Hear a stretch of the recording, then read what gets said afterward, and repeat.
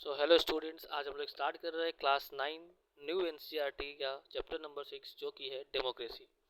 तो डेमोक्रेसी हमने पहले ही पढ़ चुका है, क्लास 7 में भी एक चैप्टर हमने पढ़ा हुआ है डेमोक्रेसी के बारे में। उसमें मतलब फॉर्म्स ऑफ गवर्नमेंट में डेमोक्रेसी क्या होता है इसके बारे में आपने पढ़ा होगा क्लास 7 के अंदर। अब देखो वही बात इसमें लिखी गई है कि अपने पिछले क्लासेस में जो है डेमोक्रेसी के बारे में पढ़ा होगा कि डेमोक्रेसी एक फॉर्म ऑफ गवर्नमेंट है जहाँ पे सोर्स ऑफ पावर और जो अथॉरिटी है वो कहाँ पे होता है, सिटीजन ऑफ द कंट्री, यानी कि उस देश के जो नागरिक होते हैं उनके हाथों में होता है, जो क्या करते हैं, इलेक्ट करते हैं रिप्रेजेंटेटिव अपने प्रतिनिधि को, इसके द्वारा फ्री एंड फेयर इलेक्शंस के द्वारा। Democracy is founded on the principle of, जो डेमोक्रेसी है वो किस चीज़ के सिद्धांत पे, प्रिंसिपल पे फॉर्म किया गया है, फाउंड किया गया है, freedom, equality, justice, right and duties. और ये सारे जो प्रिंसिपल है ये इंश्योर करते हैं क्या, कि सिटीजन्स को जो है राइट हो, वोट देने का क्या हो, अधिकार हो, एक्सप्रेस देयर ओपिनियन, जितने भी सिटीजन है, नागरिक है, वो अपने राय को क्या करे, एक्सप्रेस कर पाए, पार्टिसिपेट इन डिसीजन मेकिंग, और देश के लिए कोई भी जो फैसला लिया जाए उसमें क्या कर पाए, पार्टिसिपेट कर पाए। इस चीज को सुनिश्चित करता है ये प्रिंसिपल्स ऑफ डेमोक्रेसी। तो यहाँ से आपको तीन चीजें, क्वेश्चंस आपको समझ में आना चाहिए। पहला क्वेश्चन, व्हाट इज डेमोक्रेसी। दूसरा question, principles of democracy. Principle of democracy क्या है, freedom, equality, justice, right and duties. आगे, व्हाट डज डेमोक्रेसी इंश्योर, क्या इंश्योर करता है डेमोक्रेसी, कि citizens have right to vote, express their opinion and participate in decision making process. ये तीन questions हो गए और इसके जवाब आपको याद होने चाहिए यहाँ से। आगे देखें, आगे बोला गया है कि इंडिया जो है वर्ल्ड का लार्जेस्ट डेमोक्रेसी है। लार्जेस्ट डेमोक्रेसी कहने का मतलब है कि इंडिया के पास जो है सबसे ज़्यादा, दुनिया में जितने भी डेमोक्रेटिक कंट्रीज है उन सबसे ज़्यादा जो इंडिया के अंदर में एलिजिबल वोटर्स है जो वोट देते हैं। बताया गया है कि इंडिया में जो पॉपुलेशन है लगभग 140 करोड़ से भी ज़्यादा है, ठीक है। और वोटर्स का बात करें 2024 में लगभग 96.8 करोड़ जो है वोटर्स थे। Represent the large participatory democracy where people choose their government by electing their representative, बोला गया। और इंडिया जो है रिप्रेजेंट करता है सबसे बड़ा जो है पार्टिसिपेटरी डेमोक्रेसी को रिप्रेजेंट करता है, जहाँ पे जो लोग होते हैं, पार्टिसिपेटरी डेमोक्रेसी क्या है, पार्टिसिपेटरी डेमोक्रेसी एक ऐसा डेमोक्रेसी है जहाँ पे लोग क्या करते हैं, गवर्नमेंट को इलेक्ट करते हैं, ठीक है, अपने रिप्रेजेंटेटिव को चुनकर। बोला गया our democracy serve as the beacon of hope and an example for rest of the world. बोला गया कि हमारा जो डेमोक्रेसी है, इंडिया का जो डेमोक्रेसी है, वो दूसरे बाकी रेस्ट ऑफ द वर्ल्ड जो है उनको क्या करता है, उनके लिए जो है प्रेरणा, एक प्रेरणा होता है ना, प्रेरणा की तरह जो है इंडिया का डेमोक्रेसी है बाकी सारी दुनिया के लिए। हाउएवर लाइक ऑल डेमोक्रेसी, हालांकि जितने भी डेमोक्रेटिक कंट्रीज है, डेमोक्रेसीज है, उनके जैसे ही इंडिया को भी जो है कुछ चैलेंजेस फेस करना पड़ता है, ठीक है, कुछ दिक्कतें, कुछ परेशानियां जो है फेस करना पड़ता है।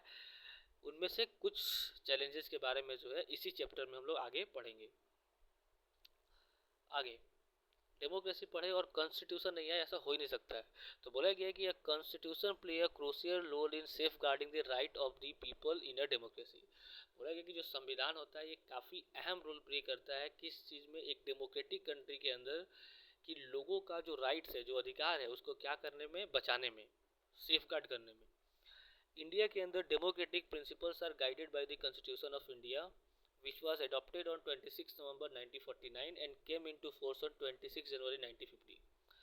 बोला गया कि इंडिया के अंदर में जो डेमोक्रेटिक प्रिंसिपल है, अभी हमने डेमोक्रेटिक प्रिंसिपल, फ्रीडम, ठीक है, फ्रीडम हमने देखा, इक्वालिटी, ये सब जो देखा, तो बोला गया कि इंडिया के अंदर जो डेमोक्रेटिक प्रिंसिपल है उनको गाइड कौन करता है, ये डेमोक्रेटिक प्रिंसिपल कहाँ से मिलते हैं, हमारे कॉन्स्टिट्यूशन से।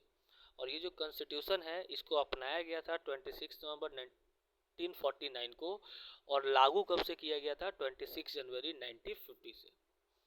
बोला गया था constitution not only guarantee but also protect the fundamental rights of all citizen. बोला गया कि जो संविधान है वो केवल ऐसा नहीं है कि आपको सुनिश्चित कर देता है कि हाँ ये आपके जो है राइट्स है। तो कॉन्स्टिट्यूशन केवल आपको बताता नहीं है कि आपके फंडामेंटल राइट्स क्या है, बल्कि उस फंडामेंटल राइट्स को प्रोटेक्ट करने का भी काम करता है कि उस फंडामेंटल राइट्स को आपसे कोई छीने नहीं। It ensures that no citizen is discriminated against the basis of religion, race, caste, sex और प्लेस ऑफ बर्थ। और यहाँ तक कि हमारा जो कॉन्स्टिट्यूशन है वो ये भी सुनिश्चित करता है कि कोई भी जो नागरिक है उसके साथ भेदभाव नहीं हो, चाहे वो रिलीजन हो, रेस हो, कास्ट हो, सेक्स हो या फिर प्लेस ऑफ बर्थ ही हो। इन सब के आधार पे या इनमें से किसी भी चीज़ के आधार से जो है कोई भेदभाव जो है ना हो, ये भी सुनिश्चित करता है हमारा कॉन्स्टिट्यूशन।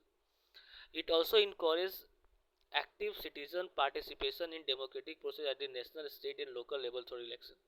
और ये भी प्रेरित करता है लोगों को कि लोग क्या करें, लगातार जो है डेमोक्रेटिक प्रोसेसेस में, ठीक है, पार्टिसिपेट करते रहे लोग। सिटीजन जो है क्या करें, पार्टिसिपेट करें डेमोक्रेटिक प्रोसेसेस में, राष्ट्रीय लेवल पे भी, राज्य लेवल पे भी और भी लोकल लेवल्स के पे थ्रू इलेक्शन, वोटिंग करके, मतलब वोट देके इलेक्शन में पार्टिसिपेट करके।